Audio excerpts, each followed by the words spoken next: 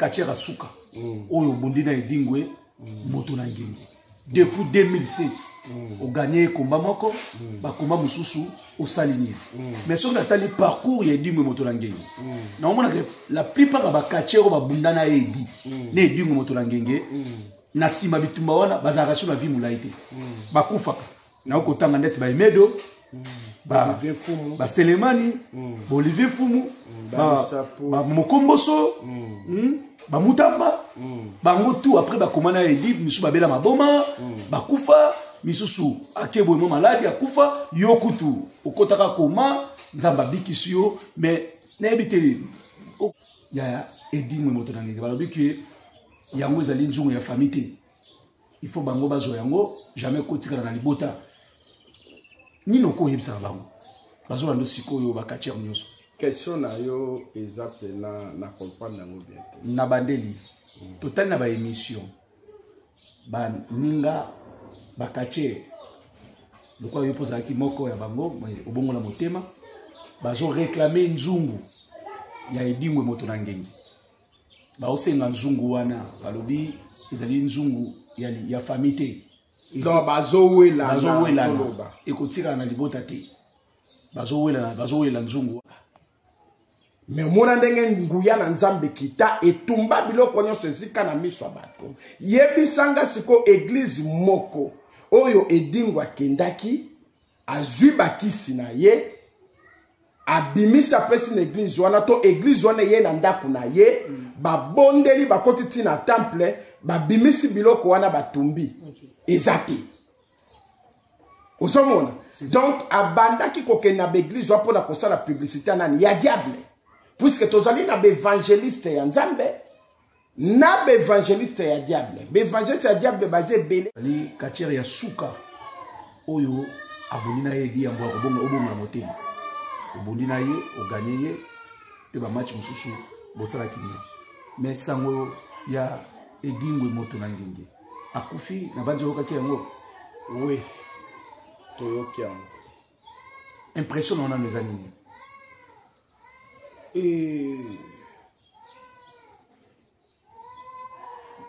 nakoloba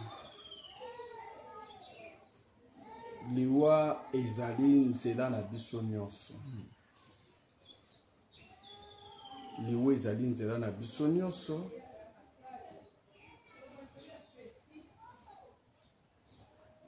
eloko na kobakisa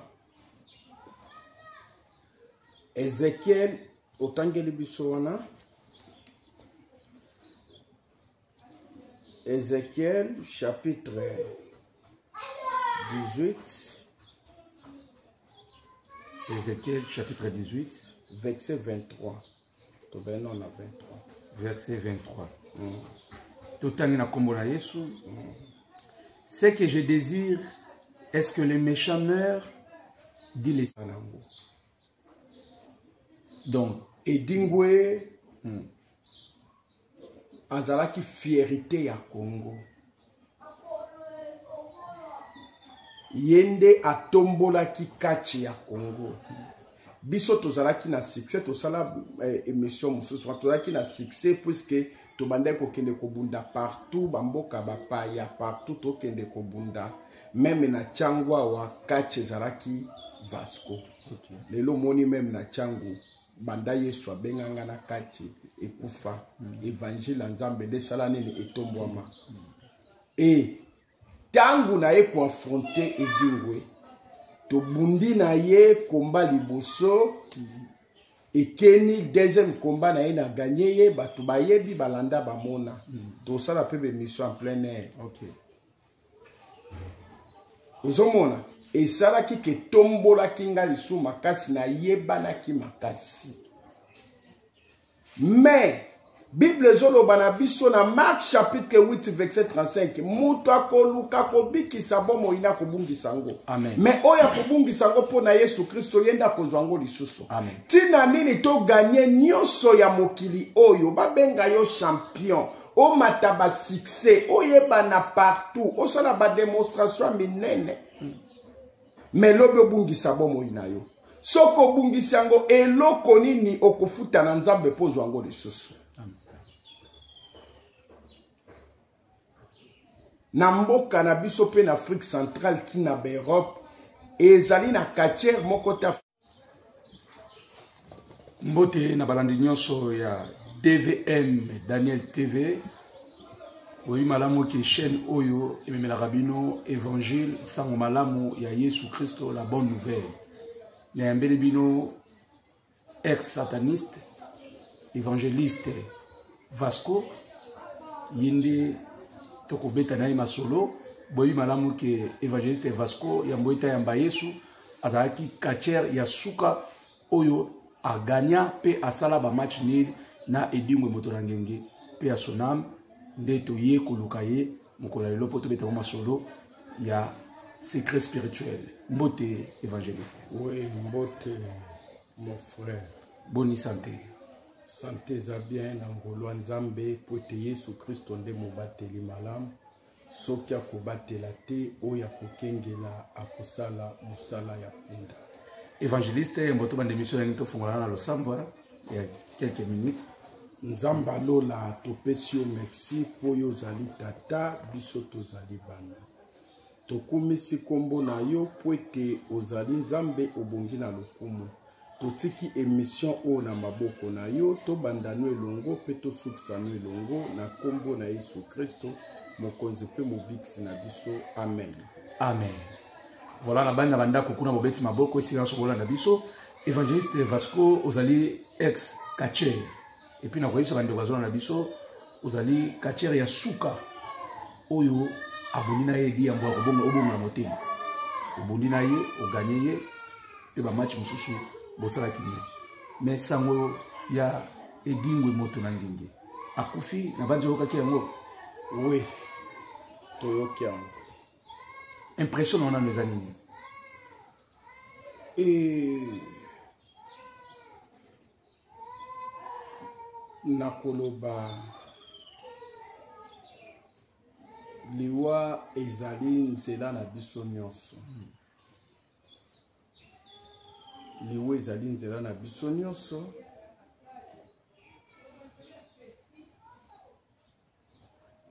Eloko nakobakisa Ezekiel otangeli biso wana. Ezekiel chapitre 18. Ézéchiel chapitre 18 verset 23. Tobeno na 23. Verset 23. Totangi na kombo na Yesu. Ce que je désire est-ce que les méchants meurent, dit le Seigneur. Bible zoloba kitana 22 zonga na 22 wana 22.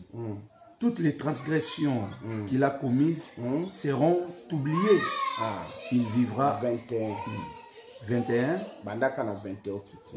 Si les méchants reviennent de tous les péchés qu'il a commis, s'il observe toutes mes lois et pratique la droiture et la justice, il vivra, il ne mourra pas. Nzamba zoloba soki motomoko ya masumu abongoli motema atiki masumu akabwana masumu aboyi masumu alandi mibeko ya Nzambe atamboli na kobanga Nzambe akimi masumu amiboyi ye moko moto wana akotikala kokufa te akozala na bomo. Amen. Kitana 22. Amen. Verset 22. Toutes les transgressions qu'il a commises seront oubliées. Masumu nyonso o ya salaki Nzamba koleka na kolimbisa yango. Nasuka il vivra à cause de la justice qu'il a pratiquée. Ako vivre tango molai à cause ya kotambola justice ezali doki ya kotambola na se ya mibeko na Nzambe o ya tosaki. 23. Verset 23. Ce que je désire est-ce que le méchant meurt? Oyo Nzamba sepelaka na ngo te. Liwa ya moto na masumu. Donc Nzamba zo sepela na liwa ya moto na masumu te. Amen. Nde pasi na zanango. Donc, Edingwe azalaki fierté ya Congo. Yende atombolaki kati ya Congo.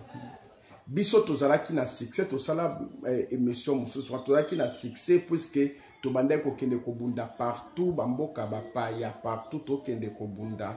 Même na Tchangwa wa kati ezalaki Vasco.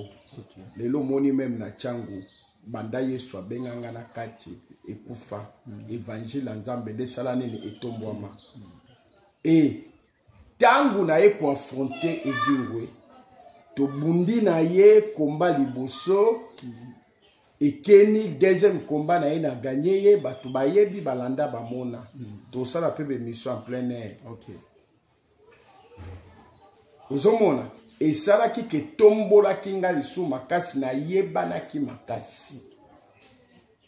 Mais Bible zoloba na biso na Marc chapitre 8 verset 35 mutu akoluka kobikisa bomo ina kobungisa ngo. Amen. Mais oya kobungisa ngo po na Yesu Kristo yenda kozwa ngo lisusu. Amen. Tina nini to gagner nyonso ya mokili oyo babenga yo champion o mataba succès oyeba na partout o sala ba démonstration minene. Mais lobe obungisa bomo ina yo. Soko bungisa ngo eloko nini okofuta na nzambe pozwa ngo lisusu. Na mboka na biso pe na Afrique centrale tina ba Europe ezali na katiere moko te africain oyo asalaki succès lokolo Edingwe atelema loba. Mais lelo abungisi bomo eloko ni afuti na nzambe. Na yebi te ndenga continuaki puisque azwaki pe mikolo ebele azoleka bemission te.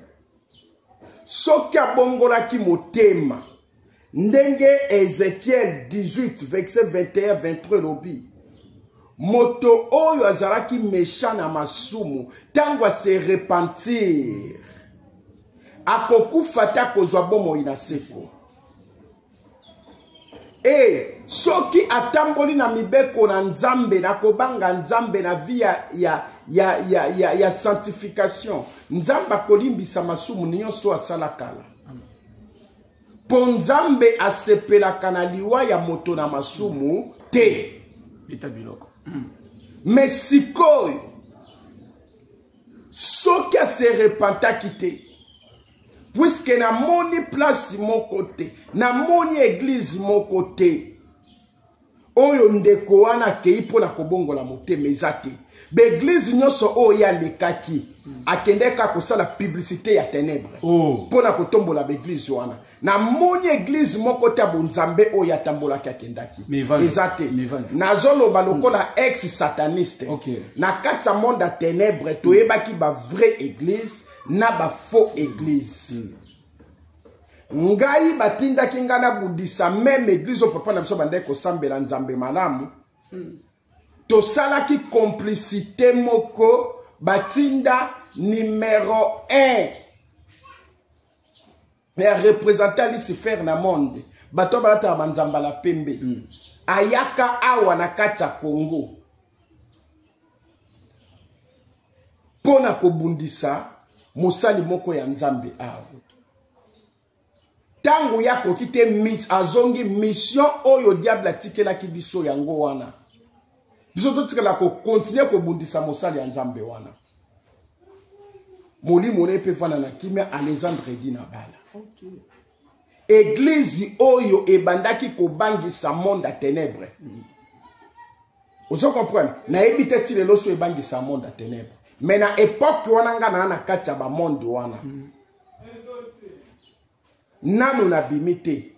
Église oyo ebandaki ko bangisa monde à ténèbres zaki yango wana. L'église mususu peza laki ya moko moko eyebana na ngote bana mabondi li babanda pe ko bangisa monde à ténèbres zalaki. Donc l'église auto mona minene eyebani opé na osa la publicité à Yesu Kristo na osa publicité etala omoni bato babengaka église ya monene. Monene zaka Yesu Kristo ndaza monene. Yenda zali grand. Amen. Liboso na ye biso soto za ba instrument ya pamba. Amen.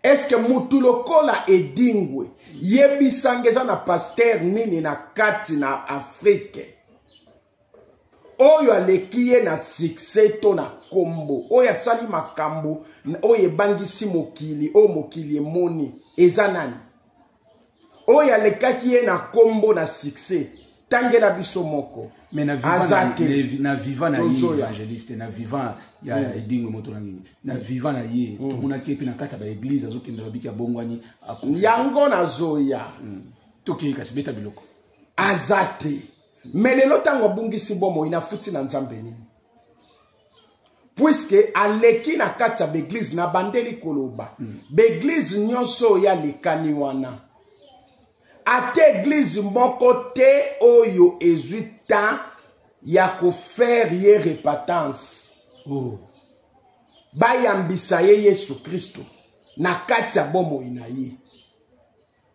bakende na ndako na ye ndengo moni ba image ezali pana ngata unakute na Yesu Kristo na koma ba pasteur o bande ko kotala nga na hôpital bande ko banga koya pana nga puisque mingi bazaki na bobangi mais moko na bango azaki na molende Blaise Pongo ya nandaki ngati na suka nde na kedaki na fepa konza mala na ke kokutana na pasteur adjoint pour ebisa titulaire pa banga nde na ye kokutana na titulaire na pokwa papa Chibe bisika zali bambote bele nzamba pambolo na musala oyo o participa ki nango po zaki musala nzambe nda bandaki yango nda kotaki kati na yo po o participer nango omoni alors nde na ke na nzamala muto ye na ndaku nanga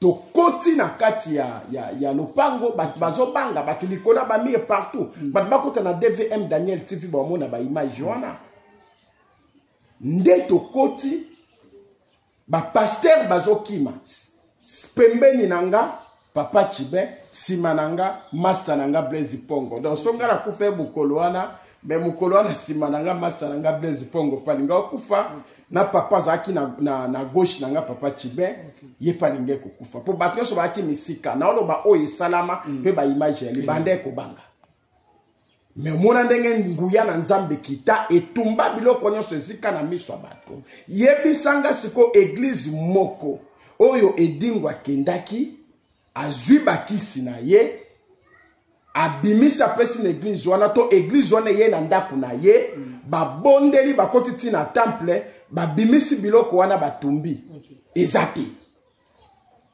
osomona donc abandaki kokende na baeglise wana mpona kosala publicité nani ya diable puisque tozali na baévangéliste ya nzambe na baévangéliste ya diable baévangéliste ya diable baza ebeleke ya nzambe ozo comprendre donc ba pasteur wana nyonso basungaki ete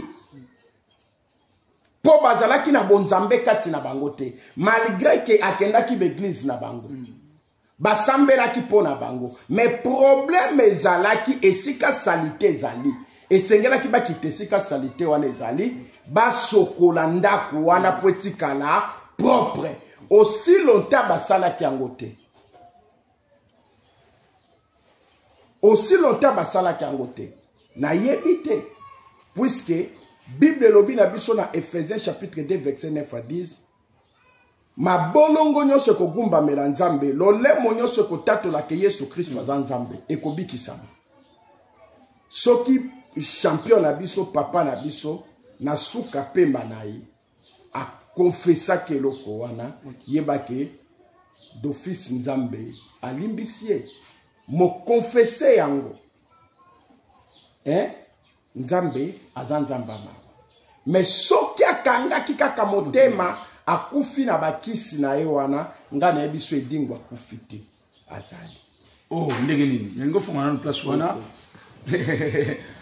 évangile alingaka boye po oyobaka bavérité olobiki edingwe soki akufi na bakisi na ye seki akufi te azali ndenge fongana parti bandeko mpe bacomprendre biso batoni akufi te ndenge nini aza ndenge nini yambo nakota na question mosusu yango fongana bandeko bazoba edingwa akufi te soki akana akufi na bakisi na ye akufi te azali tango kacher moko akufaka Shaka Zulu babenga kanga nde nakende kosala cérémonie wana tango nake kosala na wana na mokili nazwaki pouvoir na ye na se multipliaki yango na nga po ye akomaki na ye kotravailler na niveau ya monde ya ténèbre po ndenge tozalaki ya neti nga ndenge nazalaki awa ntango na babiloko wana nazalaki mutu me nazalaki mpe demo mpo na ovivre na deux monde soki nakufa kati na biloko wana na niveau nazalaki nango na ninge nakoma grand maître na kati ya monde ya pandémie nyomo na monde to na monde astral donc bato mpe balingi mpe banda koevoke nga ozo comprendre donc soki akonfesaki epa na nzambe ata na dernière minute na maloba na ye nzambe alobi yango ya malamu masumu na ye ekosala nini ekolimbisama wana ake na lieu de repos kozela koya Yesu Kristo amen mais soki asalelaki yango te andimi na ye a fonctionné na ye na kati ya nini ya kiga maître omoni a fonctionné na ye azala na ye nani grand maître na kati ya nini ya monde wana ok omoni puisque mutu nyonso ya bakisi oya kufi na bakisi ye baki aokende na ye kaka wapi konfonctionne na kati ya monde donc c'est ça omoni toyambi bino bino bazolanda biso toyambi ex catcher azalaki vraiment catcher lelo koma mosali ya nzambe évangéliste Vasco oyo bato nyonso bayebi boyi malamu etango azalaki catcher kopanza motu kotobola miso bavideo ezali bokota botala mais lelo akoma kotémoigner kotatola évangile ya Yesu Kristo mais tomoni baninga na yo catcher na baémission kilikili bazoréclame nzungu ya edingwe moto na ngenge balobi ke yango ezali nzungu ya famille te il faut bango bazo yango jamais kotikala na libota nino ko yebisa bango bazo lando sikoyo ba catcher nyonso question na yo exacte na comprendre nango bien te na bandeli total na ba émission ba ninga ba catcher lokwa yo posa ki moko ya bango obongo la motema bazo réclamer nzungu ya edingwe moto na ngenge baosenga nzungu wana balobi ezali nzungu ya famille te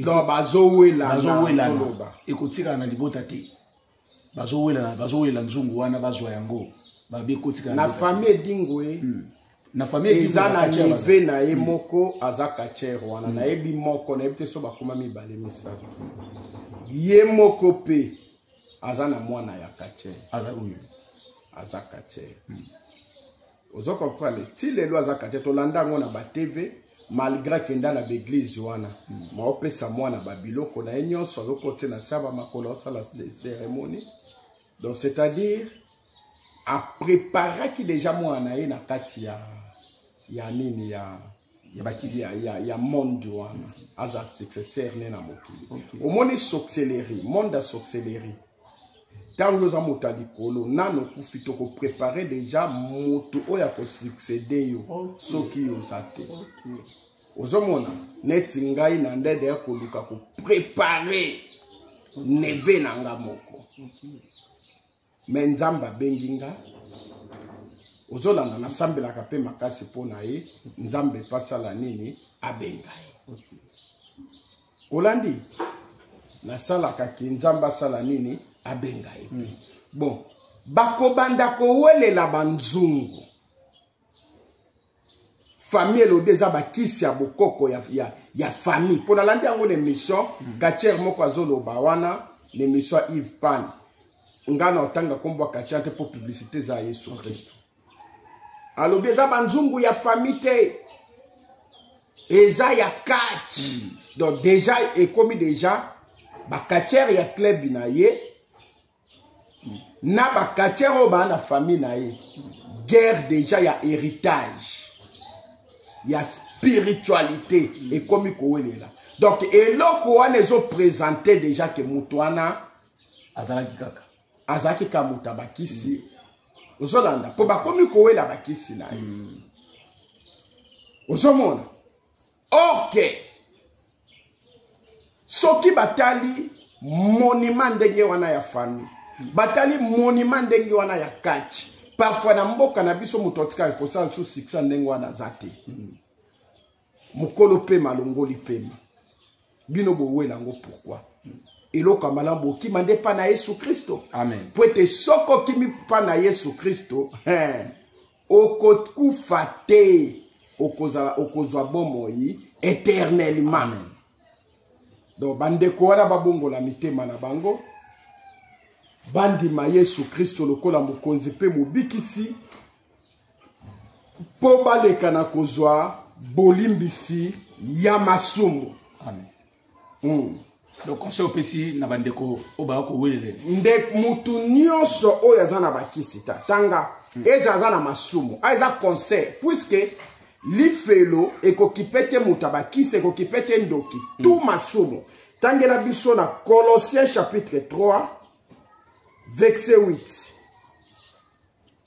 Colossiens chapitre 3 verset 8. Colossiens chapitre 3 verset 8.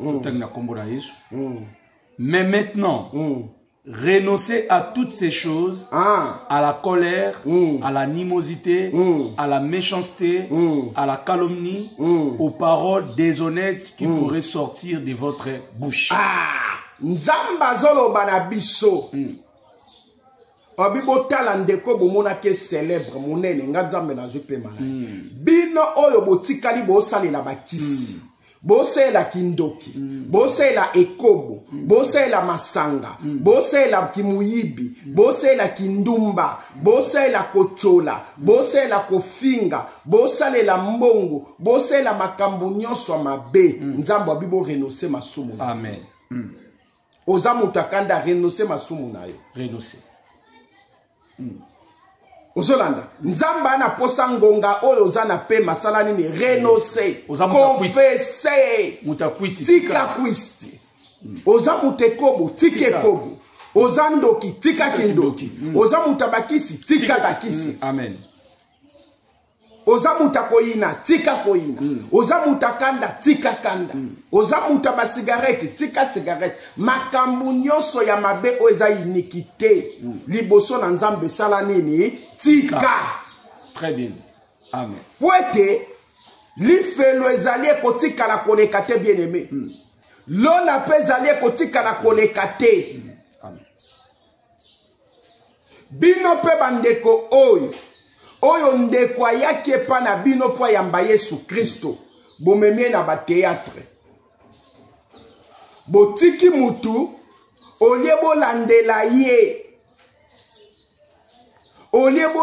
ye na bapriere nzambe atindi ye na nzela na bino bolandela ye na bapriere bolandele na enfermissement bino bokomi kozwa ba image na ye ko publier yango na ba TV po bozwa succès bozwa lokumu. Soki lelo ndeko oyo mundungu abongoli motema te soki lelo akufi na masumu boyeba ke boza ba sentinelle oyo ndenge Ézéchiel chapitre 33 verset 1 à 5 elobi soki sentinelle omoni mabobeti piololo te moto wana kufi makilano eza na mutu na bino. Boyeba bandeko nyonso ndeko wana lekaki bomemaki ye na vie ya sanctification te bomemaki ye na vie ya prière te bomemaki ye na affermissement te bino bowelaki bopublie po bozwa ba succès bayeba bino ke bino bato bobongolisi ye motema bopiblie yango na ba TV po pia ndeko wana kanda azongela misala molili. Boyeba ke makila ya ndeko eza pe na motu na bino. Il faut bo confesser publiquement puisque bosungaki yete. Puisque bosungaki yete. Biso tolukaki ye na bandenge nyonso. Toleka na kosolola na ye. Tozwaki porte te. Bato bazalaki pembeni na ye ya bakisi wana balingaki topusana te. po ezalaki ya kokana ye basekro azobimisa soki tozoi tokosala ye boye na lukata bokazio na banzela nazwa pete me nzamba mawa oyo abandaki koluka pa bapaster me basungaki ye te nayebi ke na suka nzambe wana azalaki na ye soki akonfesaki aza na lieu de repos epa na nzambe soki akonfese te akangaki motema na ye biloko wana lelo bakomi kowelela héritage ya bakisi bien aimé ozowelela héritage ya bondoki ozowelela héritage ya bakisi eske mutu alukaki yango suka na ye omoni bongo suka na yo ekozala kaka ndenge moko bobongola motema ndenge Colossiens chapitre 3 verset 8 elobi totika masumu tokime pa na Yesu Christ po tozwa bolimbisi ya masumu nzamba ye koluka bino bien aimé na nzela na mission Evanjo ministre Peleko ngoma na suka mais ntoka bana question oyo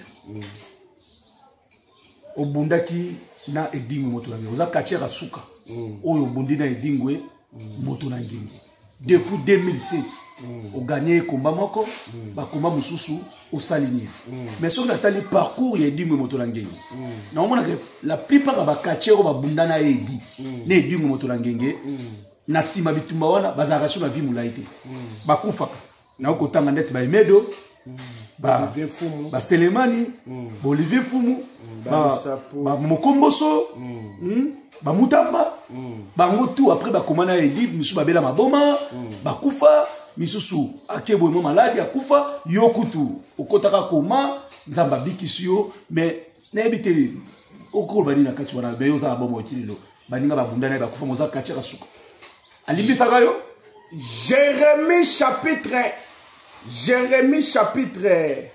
4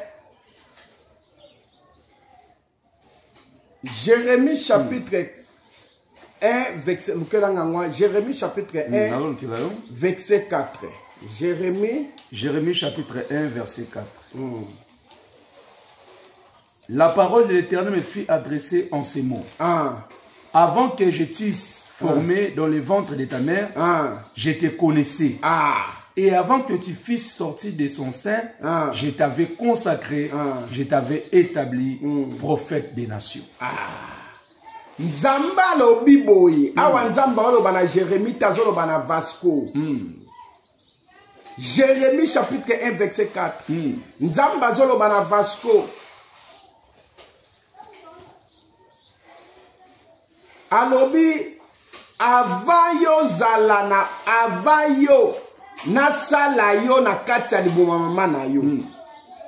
Donc awa zolo bela destiné nanga Vasco. Amen. Mwana batu ya papa Chibe. Okay.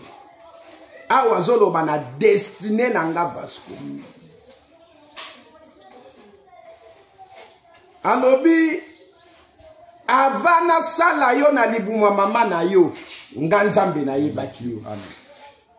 Wuta tango zalaki na libuma mama na yo nganzambe na ponaki yo. Amen. Ozala prophète nanga ya bikolo nyonso. Oyebi na nzela témoignage nanga batukombe babiki. Amen. Bien aimé nga na zungolu pe na zwangolu depuis 2017. Mais yo kozela te. Poeteza na batebele balobaka oko kutena kacher moko tei alobia yongonga nwe kokaki. Bien aimé ngeza ngonga te zangolu. Amen. Yo kozela ngolu wana te. Combien de kacher o bakufi na 2024 o ya ba succès ya makasi soto bandi kotangeza bien te baki na ba succès ya makasi me baki ba gagner ni menga na zingolu ya kozala na pema oyo nzamba pesinga yo fele nali pena beta sete wana mutu nyonso azolo baki azosa nkamna mabe soki bamoni muninga bongo wana lobike yo izangonga na yo sadi yo lobi izangonga te mais ngeza ngolu ngana zingolu ya kobongola motema. Amen. Yesu Kristo aye kolukanga po ayebakanga nanu na salamite na liboma mananga. Ayebaki nga tangu na liboma mananga ke na kozala prophète. alors edingo akokai kobomanga te aluka kobalusanga ntaba bato nyonso yebi na kasambanza akokanga te na devia na kima komba mosu ayaka pena revanche ya mabe oyo na polisa ke elokolo ayaka revanche ya mabe akosala nini ya kobomanga masalaka nini akokakanga te po Yesu Kristo asalaki nini azalaki kati nanga yango akokaki nga te ozomona yango akoka kobomanga te soki ba o wana bakufaki c'est parce que bazwaki ngolu na nzambe te menga nazwi ngolu yango ngolu o nazoloba na bandeko nyonso bazolanda biso kozela te koloba te ke yo eza tango na yo non David azoloba soki oyoki kozela te bongwana yo pesi kozali bien aimé soko yoki kozela te sala nini bongwana chanze bomoi na yo po ete Yesu Kristo aye koluka yo na nzela na témoignage oyo na nzela na liloba oyo po asepelaka na kufa ya moto na masumu te me asepelaka moto na masumu abongola motema ndenge alobi na Ezekiel na Ezekiel chapitre 18 verset 21 à 23 asepelaka na moto ndabongola motema po akufa te azwa bomoi po masumu nyonso asalaki kala sala nini elimbisama amen eloko Yesu Kristo asepelaka nango yango wana ozomona ndo moni ngai na kufa te malgré ba menace yaki ya ndenge na ndenge to se retrouva na bakoma makambo nyonso mais Yesu Kristo aya lokoti biso azongisi biso na pema tala ndenge na koma ngibunge amen kosalela ya nzambe za esengo moninga kosalela nzambe za esengo moninga oh kozala na Yesu eza esengo moninga kozala na Yesu eza esengo moninga oh tala ndenge na koma ngebu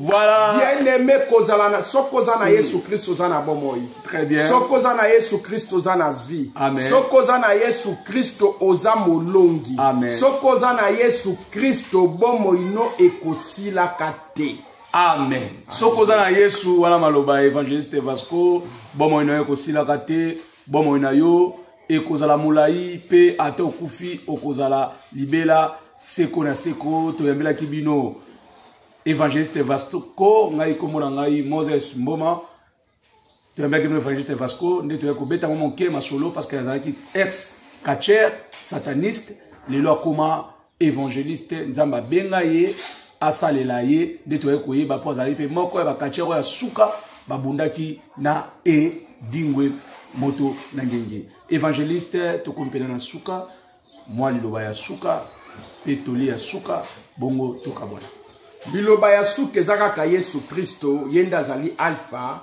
pe omega ebandeli pe suka po ete alobi na biso na Apocalypse chapitre 22 verset 11 à 12 alobi etikali moke na ya nazoya kofuta moto na mosala na ye oyo asalaka yenda azali alpha omega ebandeli pe suka yenda na suka ya liloba na biso nyonso na mokanda na otangi wana Ecclésiaste chapitre 8 verset oyo ezopesama na bato oyo baza komimona ke baza éternellement na kati na mokili oyo ozokonte na kosala masumu yeba pema oyo za nango euti pa na nzambe eza na moto moko apesaka pema ye pa botolaka pema kombo na Yesu Kristo Ecclésiaste chapitre 8 verset 8 Ecclésiaste chapitre 8 verset 8 totangi na kombo na Yesu l'homme n'est pas maître de son souffle pour pouvoir les retenir il n'a aucune puissance sur les jours de la mort.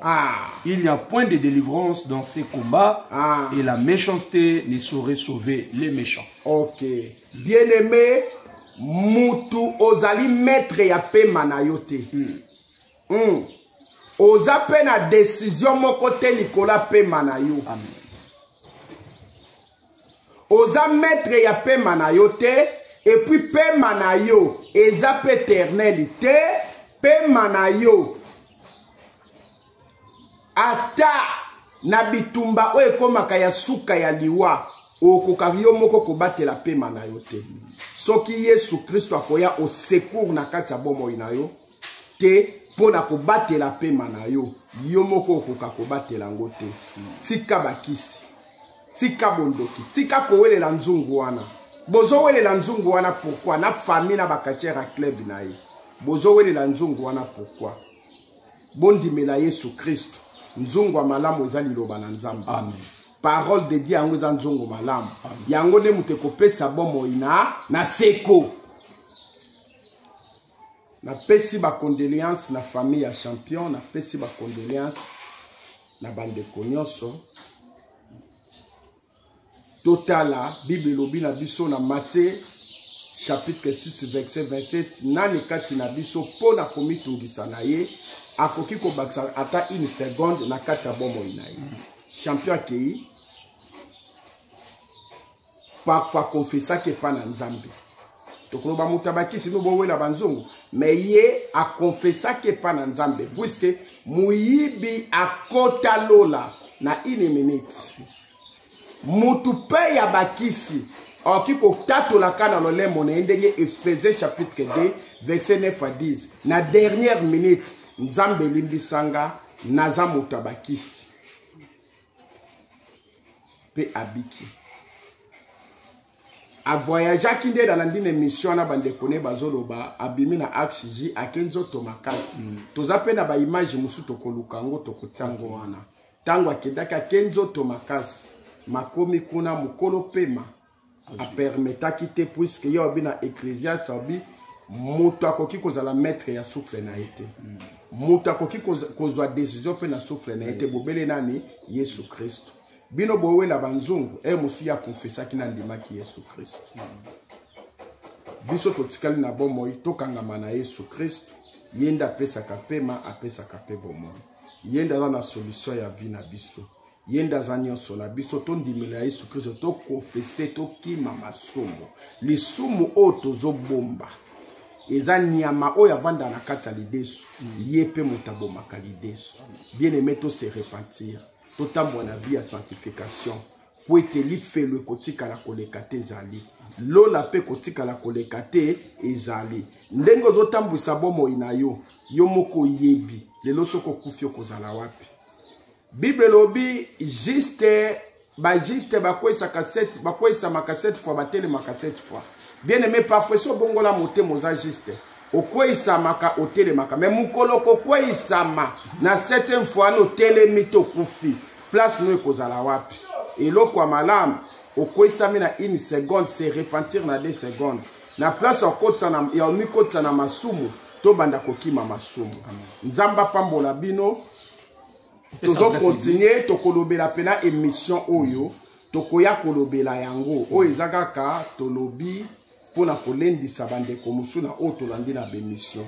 Adresse église yali Masina Petro Congo avenue Kutunga numéro 7 Masina Petro Congo avenue Kutunga numéro 7 référence à Renzaz puisque terminer sa Petro Congo na soukanzele za kobeba donc so komeka na Renzaz otuni avenue Kutunga numéro 7 na derrière ya clôture ya Sep Congo église zawana to sambelaka mercredi vendredi na 16h30 dimanche tozalaka na 9h30 ti 12h to yambaka bato chaque jour sa condition sa kofuta jeton po biso pe nzamba yambaka biso chaque jour et puis gratuite.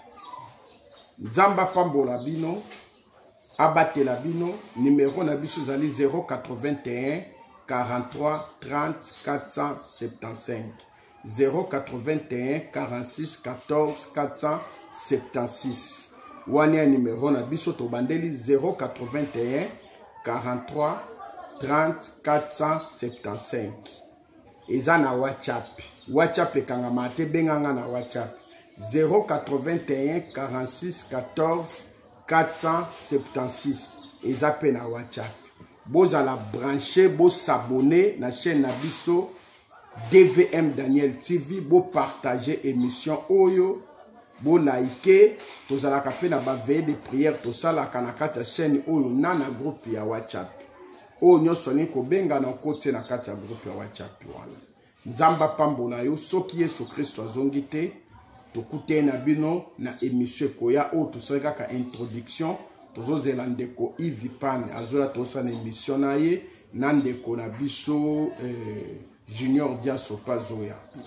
Soki Yesu Kristo azongi te, tokute na émission koya.